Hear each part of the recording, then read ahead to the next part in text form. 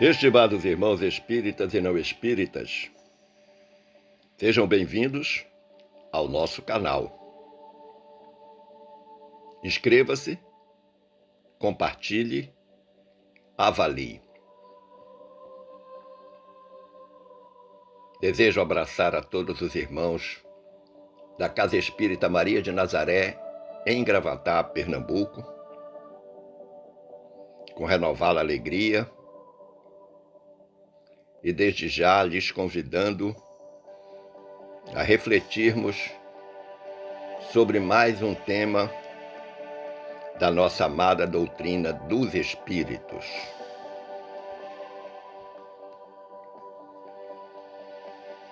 O filósofo do Espiritismo, Leon Denis, no capítulo 9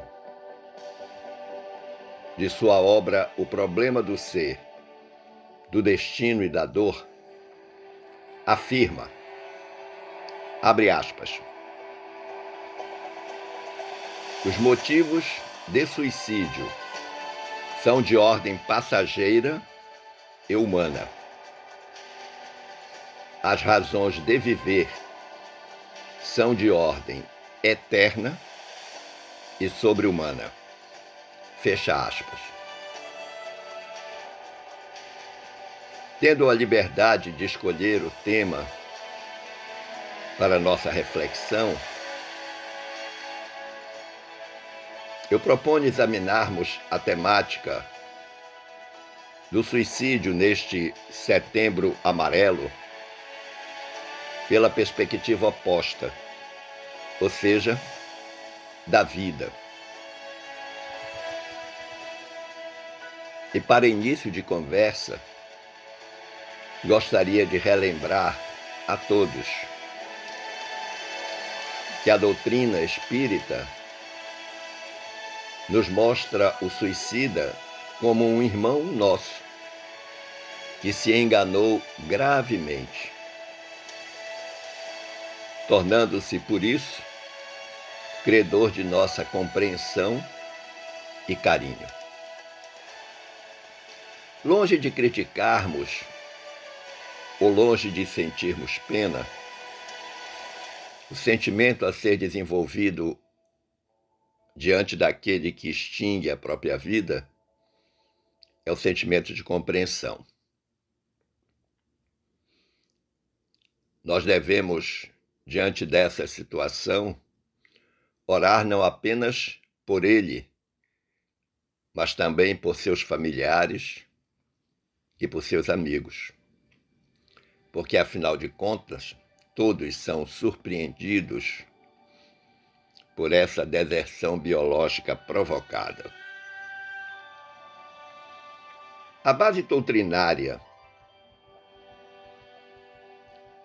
escolhida para subsidiar nossa reflexão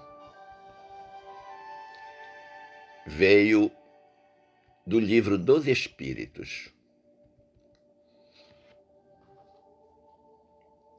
Em 3 questões. Na questão 943,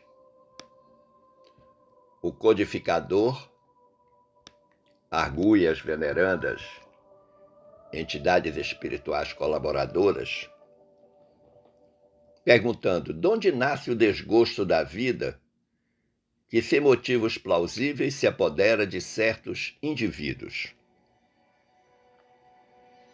Sim, porque alguém que extingue a própria vida deve estar desgostoso com ela.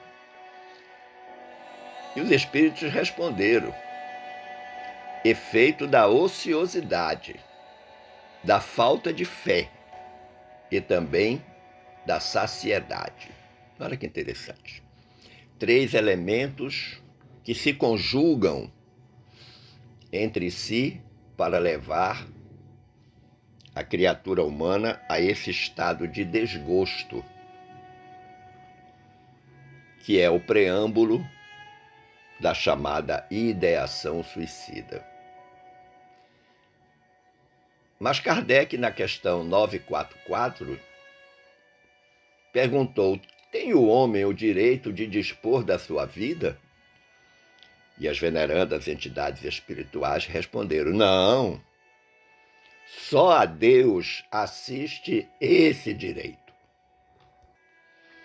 O suicídio voluntário importa numa transgressão desta lei. E diante da resposta, o Kardec então fez um desdobramento e perguntou: não é sempre voluntário o suicídio? E os espíritos disseram: o louco que se mata não sabe o que faz. Então parece que essa é a única alternativa que explica, não justifica, mas explica a questão do suicídio. Tanto que no nosso evangelho, o item que trata disso é o suicídio e a loucura. Kardec fez nova pergunta: que pensar daquele que se mata na esperança de chegar mais depressa a uma vida melhor? Sim, porque quando se lê as obras espíritas que tratam do assunto, principalmente Memórias de um Suicida, a gente encontra relatos de que espíritos desencarnados que, quando estiveram na Terra, partiram da Terra via extinção voluntária da vida, aconselham muitas vezes aquelas criaturas encarnadas que estão demonstrando tibieza na resistência espiritual a acabar com a própria vida.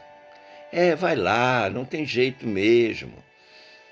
Toma veneno, dá um tiro na cabeça, você acaba com todos os seus problemas, você nunca mais vai sofrer. Você vai ficar livre desses problemas, sua vida vai ser melhor.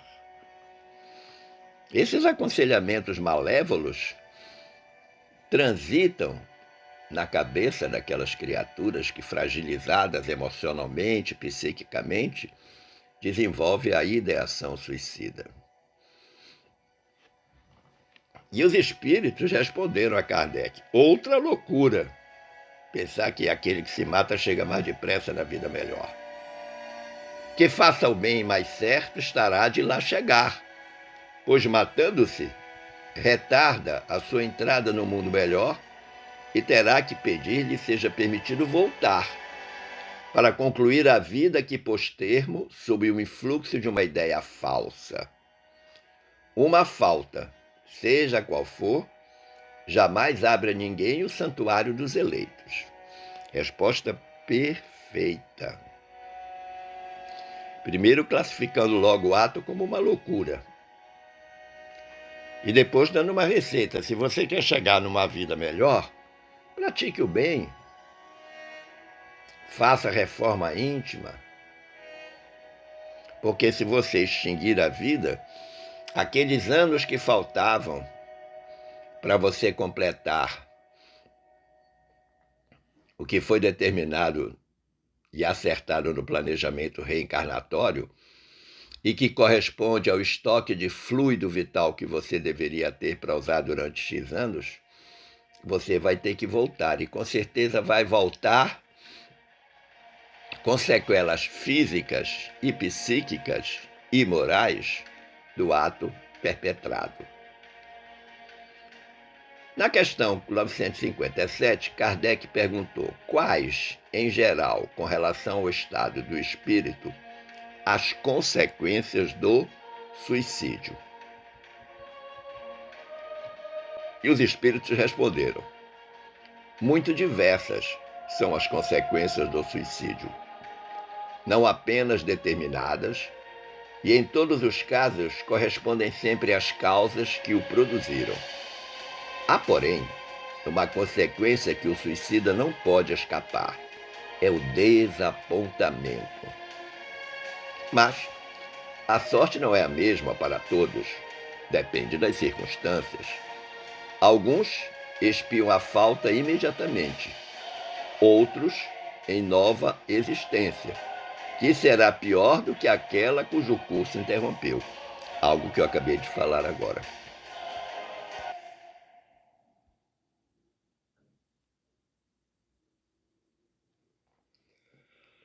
Então, como nós dissemos anteriormente, as consequências são desastrosas.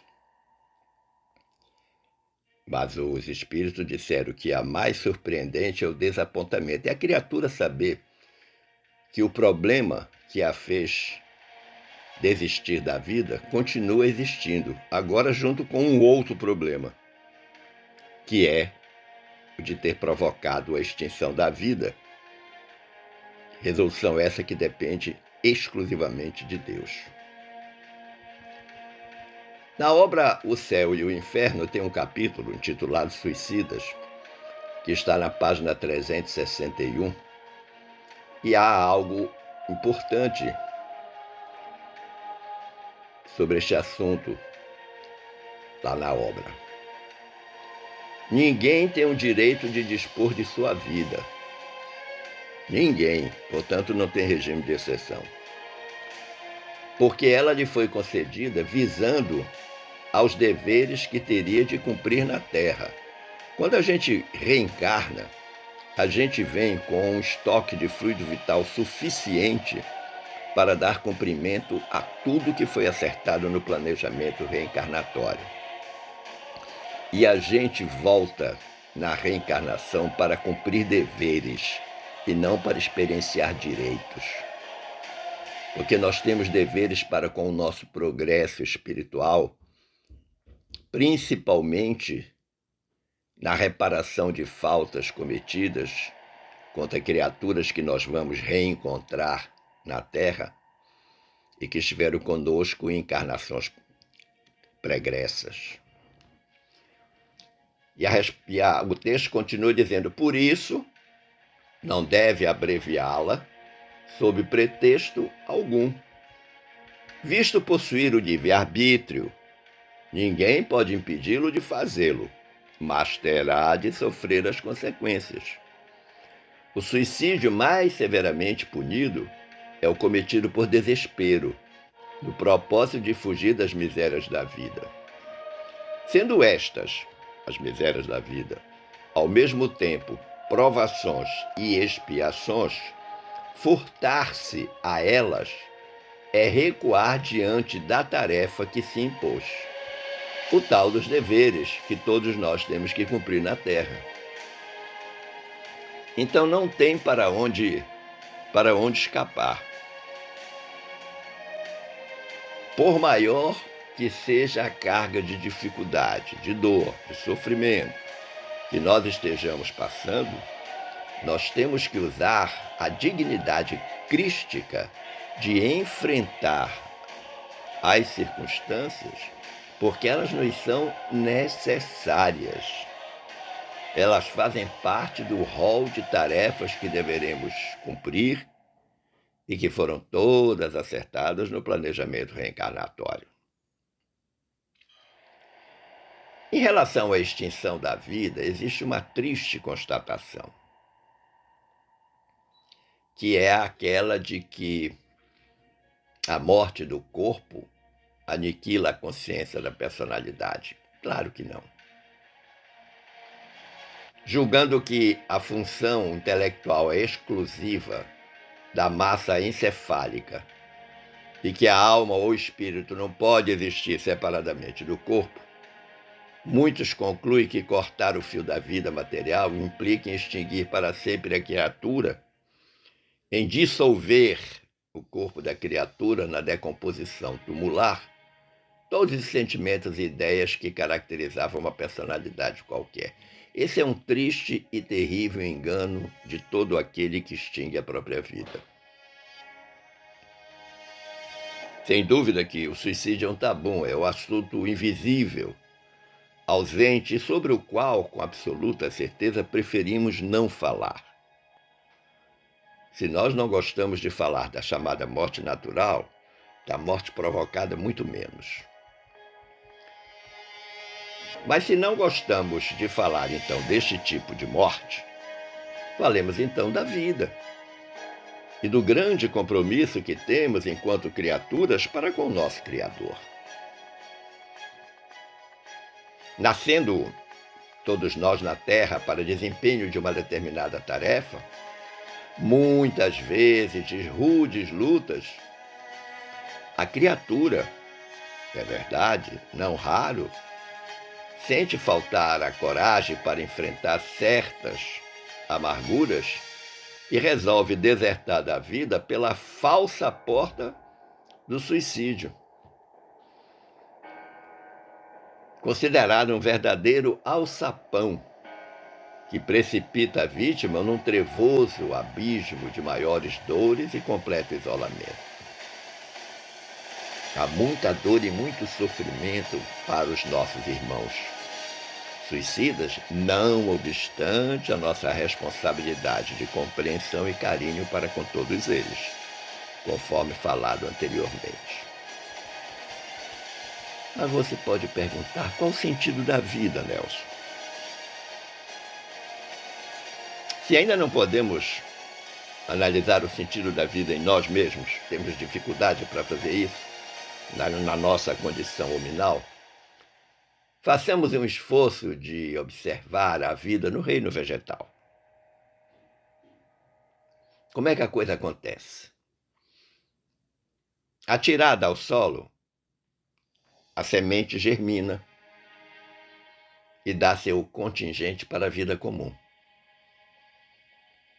Se porventura ela não germinar, ela é reabsorvida na química insondável e subterrânea, para que, de novo, constitui um elemento gerador dos frutos que não deu. Mas se ela germina, o que acontece?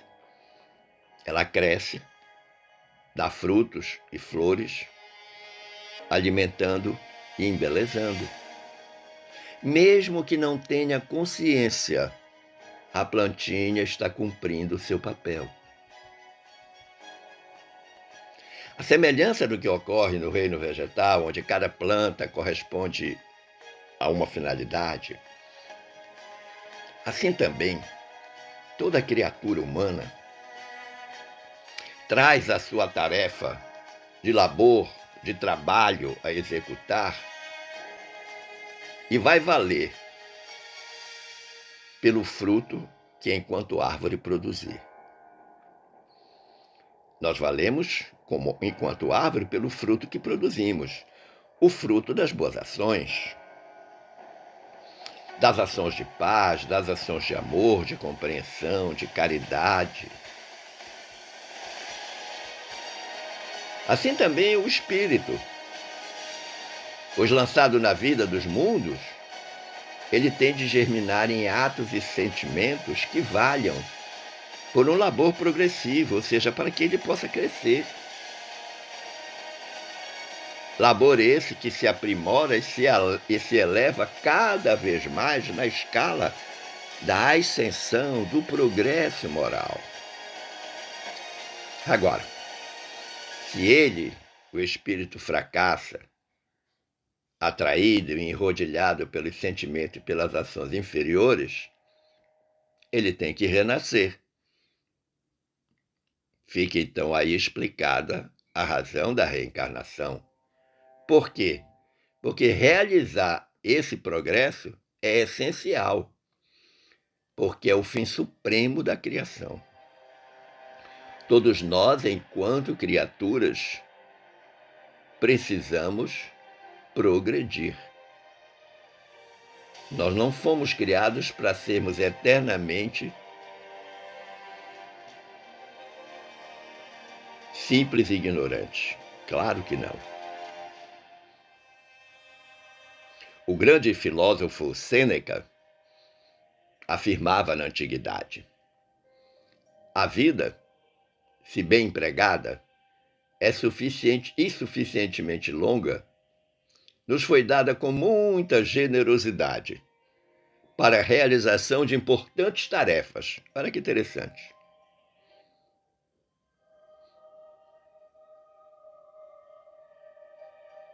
A vida nos é dada para que a gente realize importantes tarefas. E ele disse mais: a existência se prolonga por um largo período para o que sabe dela usufruir. Olha Olha que coisa boa. Quem sabe aproveitar a existência no sentido da construção do seu progresso espiritual é capaz de prolongar por largo período essa existência.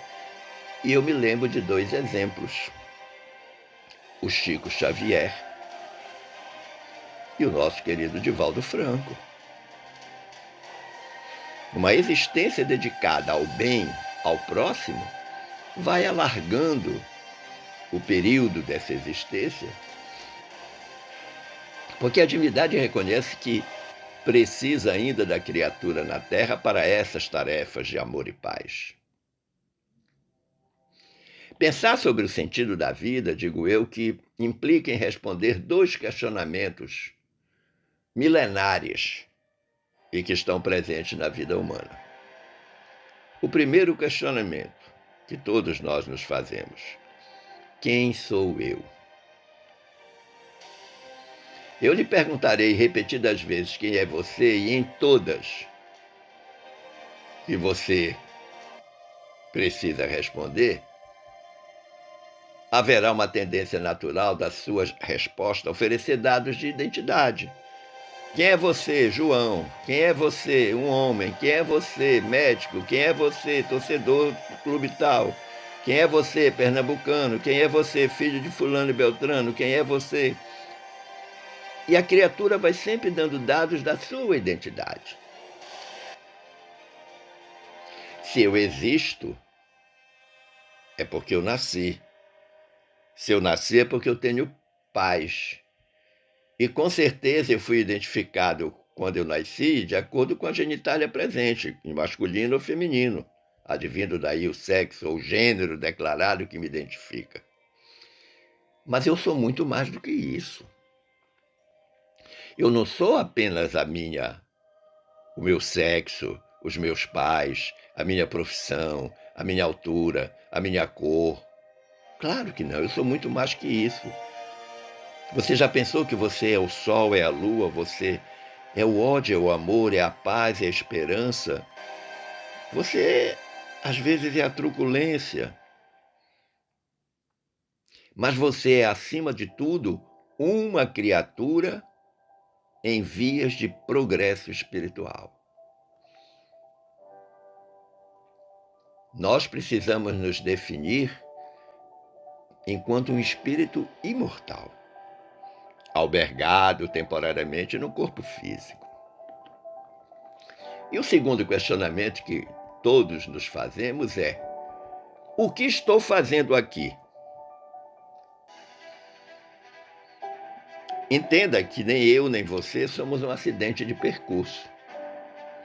Para que nós existíssemos, houve uma sucessão de eventos lógicos e explicáveis. Você pode perguntar: mas por que eu vim parar aqui?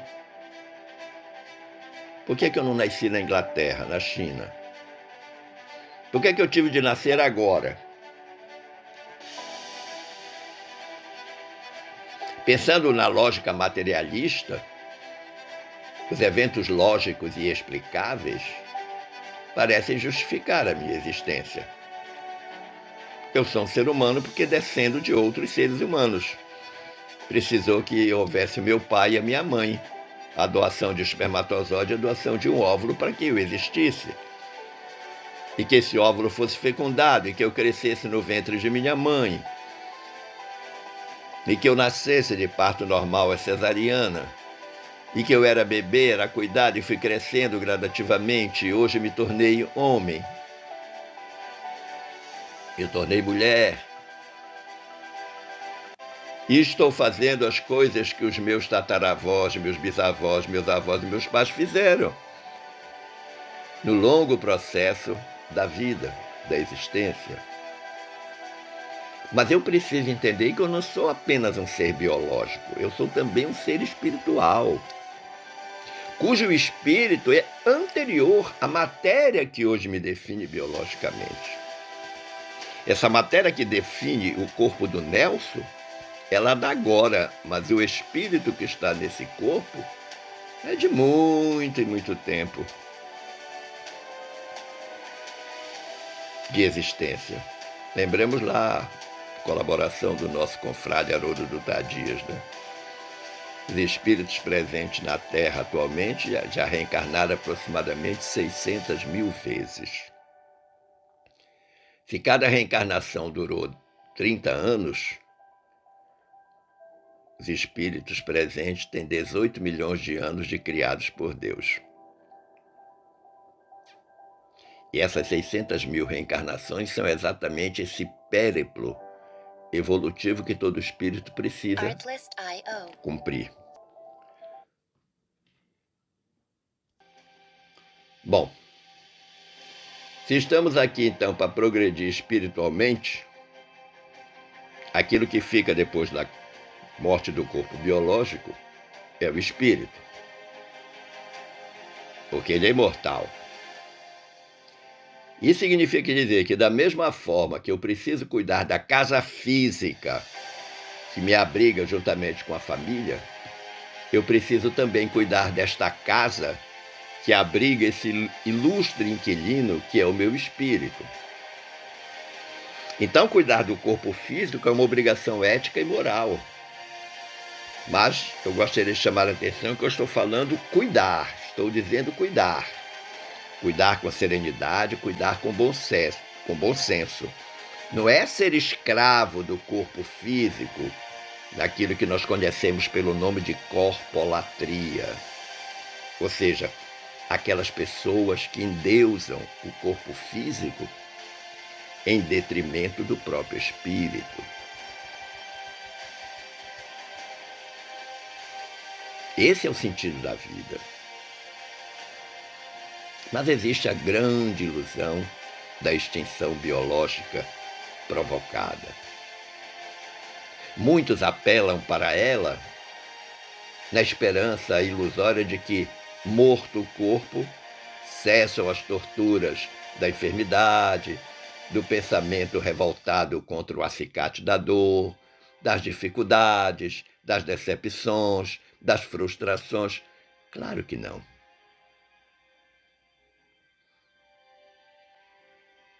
Tão logo que o incauto sofredor desfecha o golpe contra a própria existência, eis que o espírito ou a alma, liberto dos liames restritos da carcaça humana, mostra ao infeliz desertor da vida que, não na carne do corpo perecível, mas num princípio que é indefinível na linguagem humana,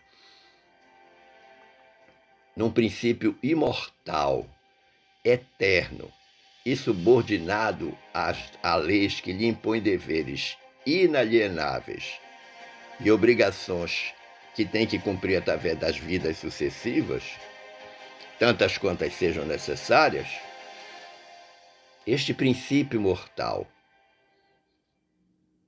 precisa chegar à grande destinação espiritual, que é a da evolução, de se tornar espírito puro. Razão pela qual ele não pode interromper o curso da existência pressionado pelos problemas que essa existência lhe apresenta. Então a gente conclui que não há morte. A morte é uma ilusão. Ninguém pode eliminar de si próprio a vida, que é imortal. Por quê? Porque vida quem tem é o espírito. O corpo biológico tem existência. Nasce, cresce e morre. Como tudo que tem vida em a natureza. Romper o equilíbrio orgânico da matéria é somente provocar um estado de vida em que os erros são mais nítidos ao espírito e as dores doem muito mais. É isso que causa a extinção biológica provocada. Conclusivamente, meu amigo, minha amiga, eu recorro à benfeitora Joana de Ângeles, na obra Após a Tempestade, lá na página 297, que nos recomenda o que nos faz recomendações importantes para os nossos momentos de dificuldades e decepções na existência. Joana diz, com muita propriedade, com muito carinho, espera pelo amanhã, quando o teu dia se te apresente sombrio e apavorante. Aguarda um pouco mais, quando tudo te empurrar ao desespero. A divindade possui soluções que desconheces para todos os enigmas e recursos que te escapam, a fim de elucidar e dirimir equívocos e dificuldades. Ama a vida e vive com amor, embora constrangido muitas vezes à incompreensão, sob um clima de martírio ou sobre um solo de cardos e espinhos. Recupera hoje o desperdício de ontem sem pensares, jamais, na atitude simplista do suicídio, que é a mais complexa e infeliz de todas as coisas que podem ocorrer ao homem. E aí ela dá um fechamento brilhante. Se te parecerem insuportáveis as dores, lembra-te de Jesus, na suprema humilhação da cruz. Simplesmente maravilhoso. Esperando ter contribuído para o entendimento desse tema e agradecendo o carinho da atenção e das boas vibrações dispensadas, eu desejo que fiquemos todos em paz com Jesus. Um forte abraço.